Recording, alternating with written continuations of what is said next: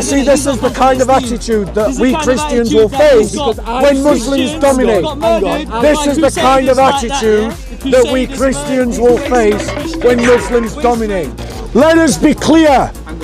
If this man that you saw on camera, Islam instructs that he should be killed.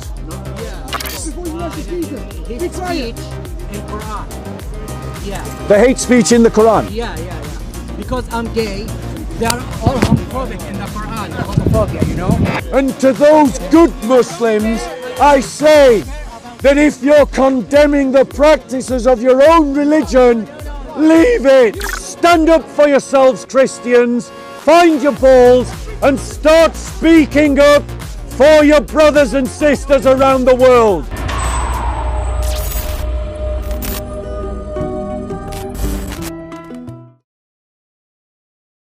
I'd like to talk about what's happening in India at the moment and the BBC coverage of the ban that has occurred in India with regards to the wearing of the headscarf in Indian schools, and how the BBC was so quick to publicise and to elevate this particular topic as a question of concern for us all about the treatment of Muslims in India.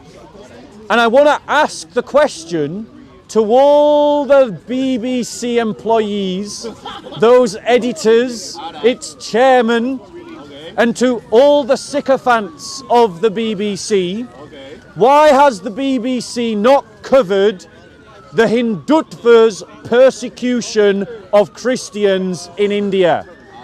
Destruction of churches, harassment of pastors, beating of Christian villagers.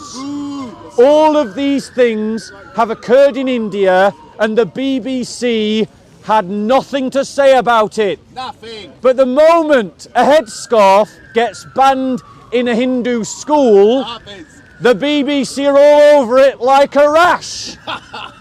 Now, what is that telling you about the liberal progressives?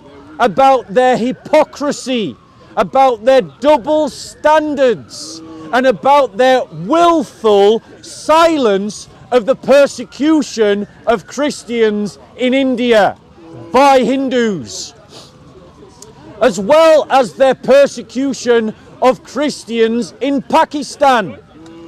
Do you remember the moral outrage of the liberal progressives when a Christian couple had their legs broken and were burned alive in Pakistan by a Muslim mob?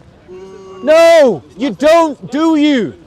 And the reason why you don't is that these progressive hypocrites don't think that the lives of Christians are worthy of the same coverage as the lives of Muslims in that area of the world. I want to point out to you that the ban on headscarves also affects Hindu girls. The wearing of a headscarf is a common practice of Hindu girls as well. Muslim girls are not being targeted in India. And you can see that because the response of the Hindutva movement was to hand out orange scarves to Hindu girls so that they could wear them. So the BBC is portraying this like, oh, poor persecuted Muslims, whilst ignoring the fact that the same ban affects Hindu girls and ignoring completely the persecution of Christians in India. You don't need to take moral lessons from these hypocrites. Nothing. Do not take moral lessons from progressive hypocrites who are selective about the causes that they want to talk about. They talk about the persecution of Uyghur Muslims in China. What about the persecutions of Christians in China? And let's be clear, ladies and gentlemen, if the Islamists that come to this park on a regular basis were ever to gain power in this country, I guarantee they will prescribe the activities of Christians, Hindus and Sikhs in this country. Don't believe me. I'm a liar, I hear the Muslims say. I hear the comments in the comment section. Go and look at what the British government says about Saudi Arabia. Let me pull it up for you. Let me pull it up for you. I'll go and kill my phone now and get it covered in water. Bear with me 1 second. So this is the British government talking about Saudi Arabia. Okay, this is on the page of the British government's official website, talking about the local laws and customs of Saudi Arabia. And why am I using Saudi Arabia as my example? Why? Because Saudi Arabia has been dominated by Islam for 1400 years. It is the purest example of what Islam looks like in practice. Listen, listen, listen, listen. This is from the government, Her Majesty's government, talking about Saudi Arabia. The public practice of any form of religion other than Islam is illegal. So the Muslims complain that France is discriminating against Muslims because they can't wear a face covering. They complain that Hindus are persecuting Muslims because they can't wear a headscarf, but they defend Saudi Arabia making any practice of any religion in public illegal. Do you see, ladies and gentlemen? They will do far worse to you than they suffer. They defend practices far worse in Saudi Arabia than they would have you condemn in India or France. Christians, you need to pay attention. He actually said, give me an example immediately after I read the example. How hilarious. So, ladies and gentlemen, do not be swept up by the deceitful narrative of Islamophobia. Do not allow that deceitful narrative of Islamophobia to blind you to the many and consistent examples of prejudice and Christophobia that exists in the Muslim world. Anti-Christian pogroms in Pakistan, anti-Christian pogroms in Egypt, the tearing down and destruction of entire churches, the annihilation of tens of thousands of Christians in Nigeria, the bombings of churches in Pakistan, the protests and outrage by Indonesian Muslims because a Christian was elected as the governor of Indonesia, the kidnapping of a Christian pastor in Malaysia by the authorities that is caught on film, making it illegal for Christians to proselytize to Malay Muslims, making it illegal to build new churches in Indonesia. The murder of Christians in Turkey, the attempted genocide of Christians in Syria and Iraq, the complete illegality to practice Christianity in public in Saudi Arabia. How many examples of Christophobia do you need to see before you wake up when I finished? Do you need to see before you counter the progressive narrative of Islamophobia by talking about the reality of Christophobia in the Islamic world. What about in the UK? What about the attempted murder of Nisa Hussain, caught on film? What about the suspected Islamist terrorist who tried to murder a Christian in this very park that the government has covered up because the police won't make it public that they are doing an anti-terrorist investigation, and the media hushed it over and hid it in plain sight?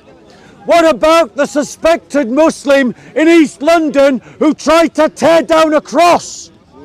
And let me give you two examples anecdotally from my own experience. I went to Morocco on holiday. I was walking through the streets of Morocco wearing my wooden cross, and a Muslim came up to me pointing at my cross and going, "No, no, no." And he was telling me to take my cross off. And a Muslim called me over and he said the Muslim was angry with me because I was wearing my cross near to the mosque. Here's another anecdotal evidence. A brother of mine, an uncle in the faith, was cutting the grass of his church in a Muslim area. An elderly Muslim man walked past him, called him over, pointed to the cross on the church and said that the cross was offensive to Muslims and should be taken down. And why did he think it was right to offend Muslims? That's what the Muslim man asked the Christian man in this country. Now, I accept that anecdotal evidences are not proof. I accept that. But I experienced what I experienced. That is my experience. And this uncle did tell me what he told me. So when are we going to start challenging the Christophobia amongst Muslims? Stand up for yourselves, Christians. Find your balls and start speaking up for your brothers and sisters around the world. Deus vult! Deus vult! Deus vult! Deus vult! Deus vult! Deus vult! Okay. Any questions on that topic? Any questions? Hang on, questions. You asked it. Did you wanted to ask? I wanted to ask you a question. Don't you believe, sir, Mr. Speaker, that all this you've said, I'm not just rubbishing it, but governments are using religion to keep nations of people away from each other by saying ISIS, Taliban. Have you seen any ISIS? Have you seen any Taliban? Have you seen? You haven't. May I reply? You go by faith of what they tell you in the paper. My reply. May I reply? Yes, go okay.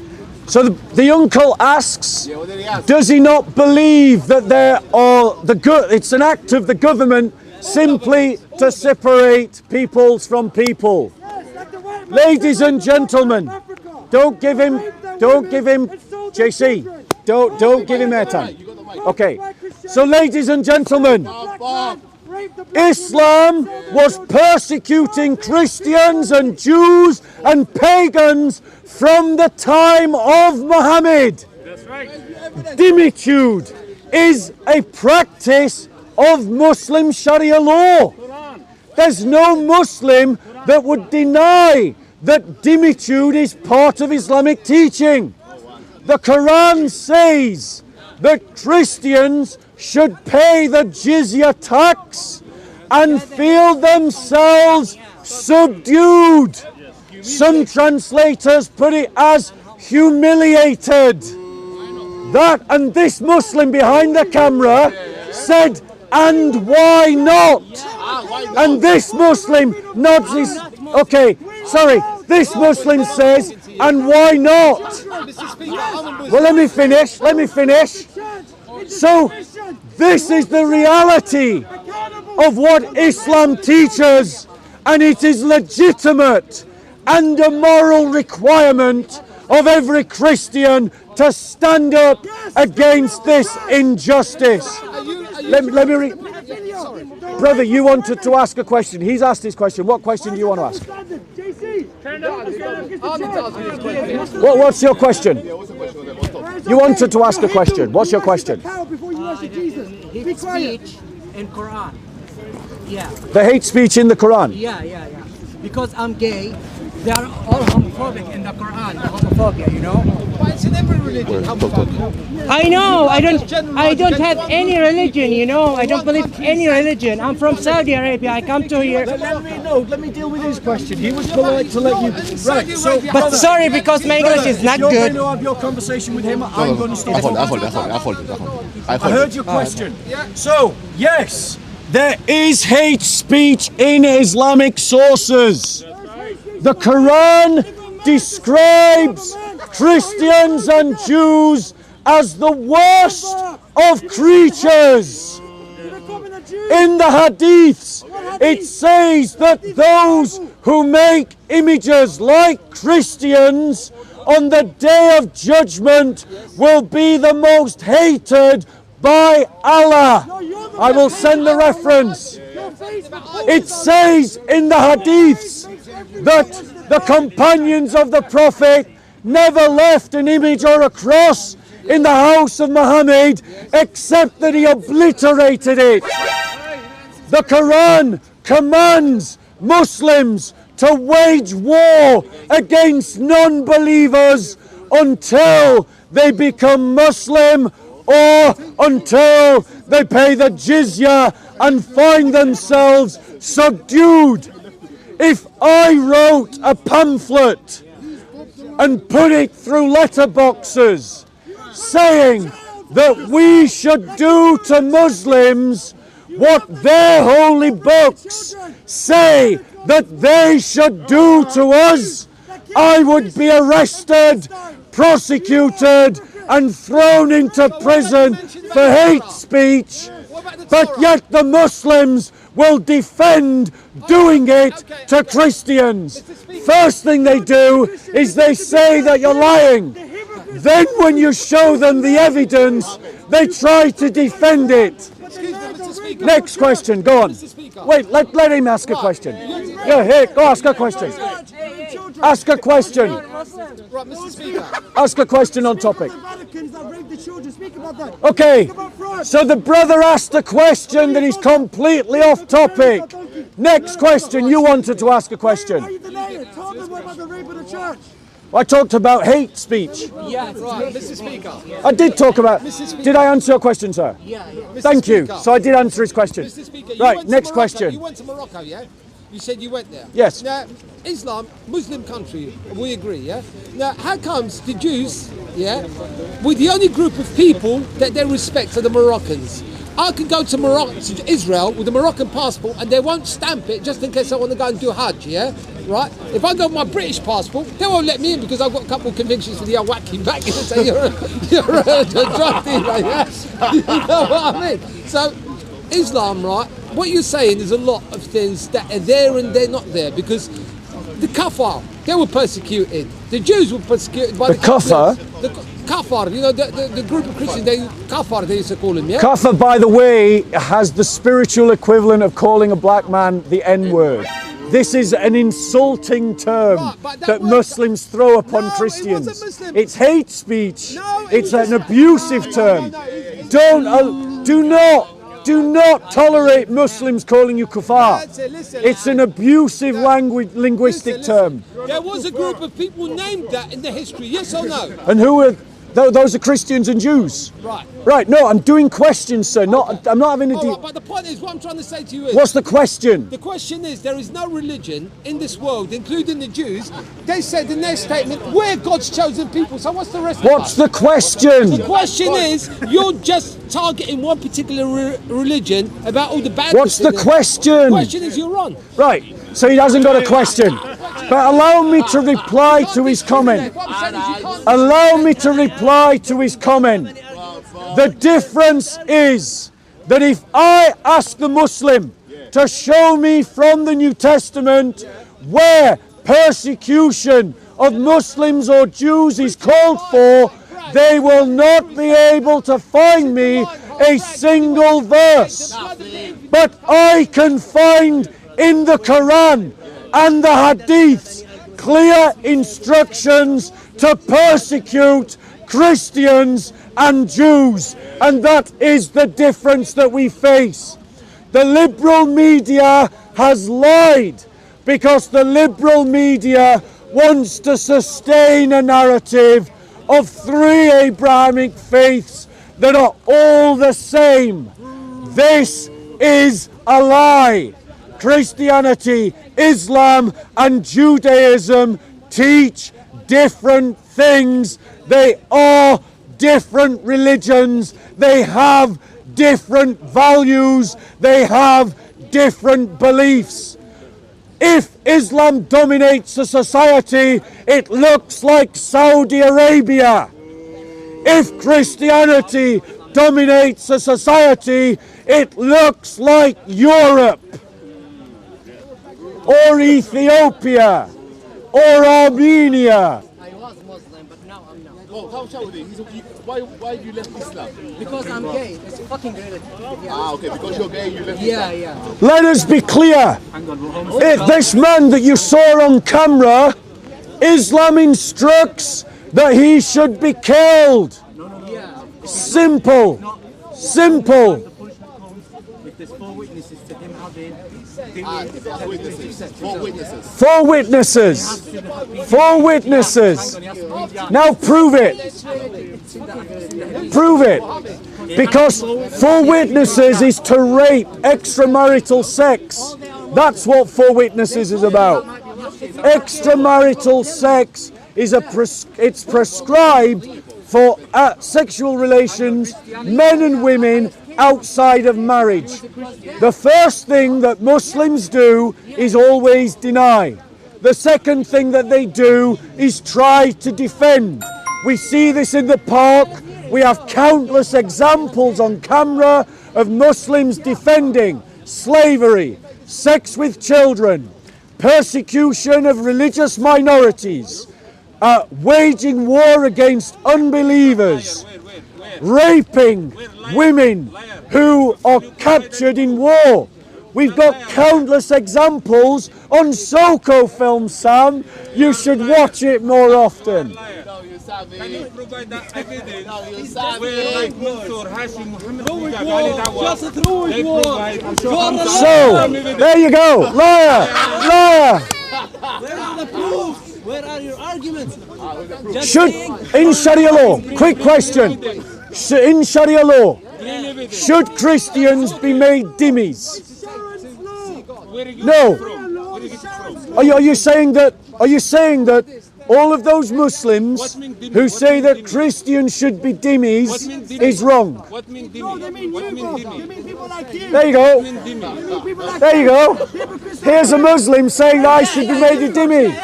He's saying it. Is he wrong? Is he wrong? Is he wrong? Is he wrong? No. Answer the question. No. Answer the question. Okay, we're not having a conversation.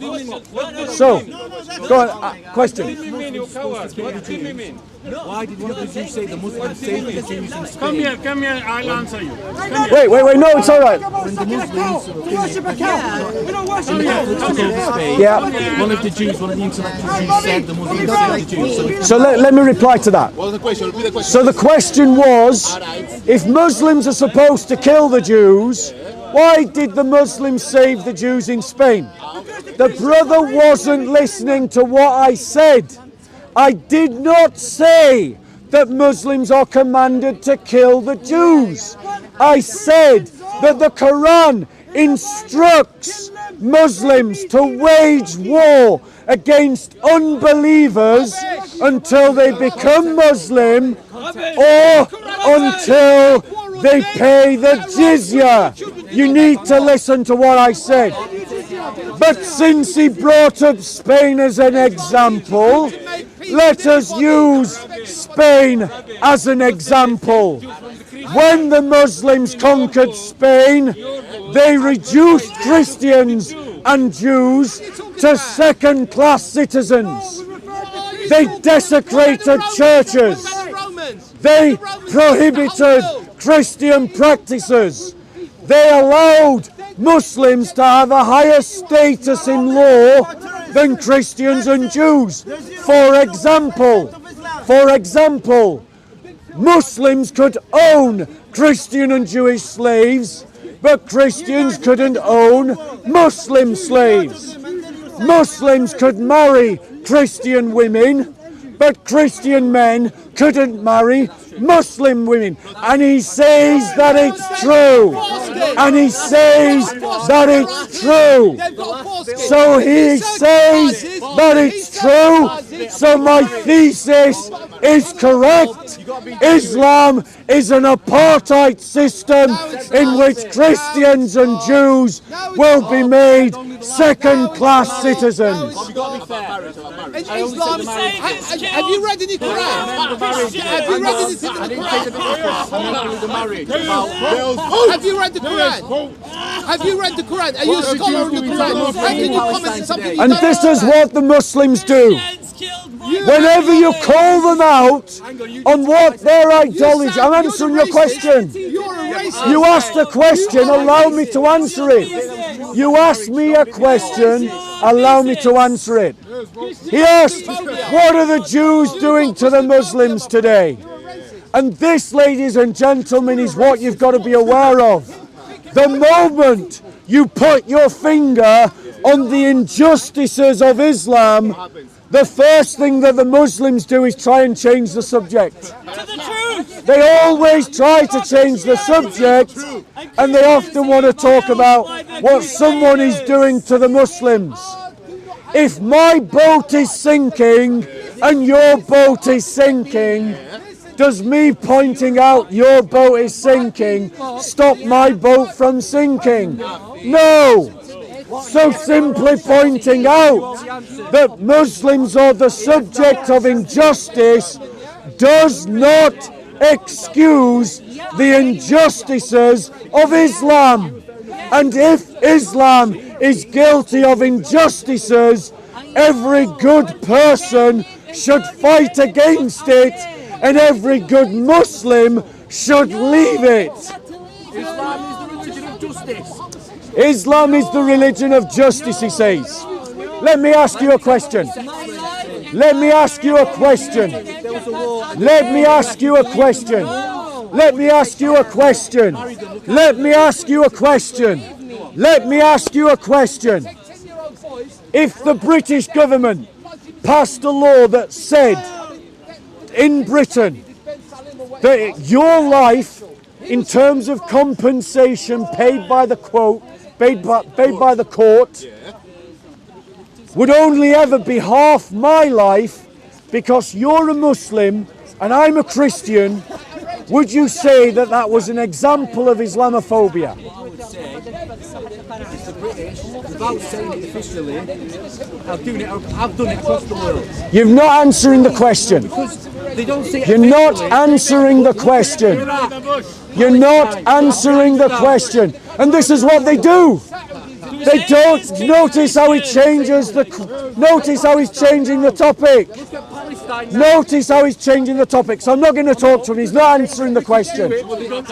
I'm going to do a wrap up. I'm going to do a wrap up because he had the opportunity to have a conversation. He ran from the conversation.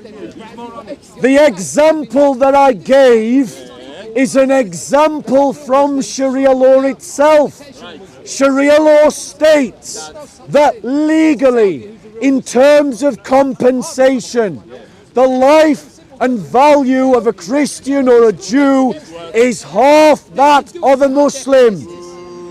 If any government did that to Muslims today, they would call it Islamophobia. But they will defend doing it to Christians and Jews. At least the bad ones will. The good ones will condemn it.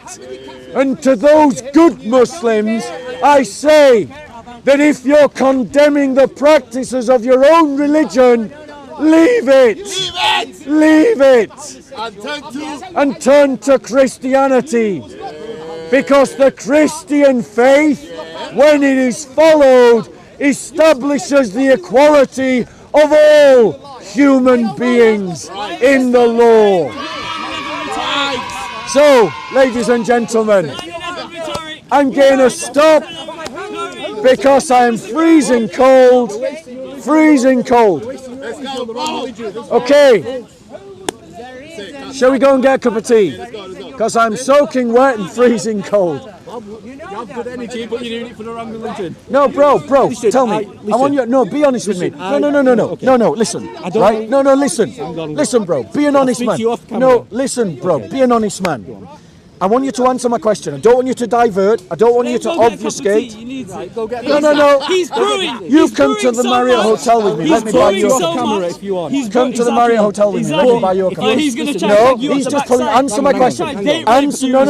Answer my question. No, answer my question. If do not obfuscate. Do not avoid. No, answer my question. It's a thought experiment. You don't even know what the question is. That's the thing. He knows the answer this question. Answer this question. Shamsi runs away. Shamsi runs away. Shamsi runs away. Answer my question. Hamza runs away. Hamza runs away. Answer my question. Answer my question. If the British government passed a law that said that if you were murdered and I was murdered by the same person, and the same person, answer the question, answer the question, answer the question, answer the question, answer the question, answer the question, answer the question, answer. Are you going to answer my question? Right, well listen to the question then. Listen to the question then. Right, don't, you see this is the kind of attitude that we Christians will face when Muslims dominate. This is the kind of attitude that we Christians will face when Muslims dominate. They run. Look at their behaviour. They demand that you take the injustices that they face seriously, whilst defending the injustices that they want to inflict upon you. At least the bad ones do. Not all Muslims are the same, Bob. Not all Muslims are the same. There are good Muslims. If you're one of those good Muslims, you need to leave Islam because you're condemning your own religion. Right. But for the rest of us as Christians, we've got to make a choice. Are we going to continually give ground to this thuggish interpretation of Islam? Or are we going to stand up for ourselves and stand up for our brothers and sisters and stand up against the teachings of Islam that lead to the discriminatory practices of Muslims against the church? Christian love demands that you stand up for your brothers and sisters, and you stand up for the church against injustice and the sources of that injustice. The source of that injustice is Islam. Not just Islam, but is Islam, and you should stand up to it wherever that injustice exists. Deus vult! Deus vult!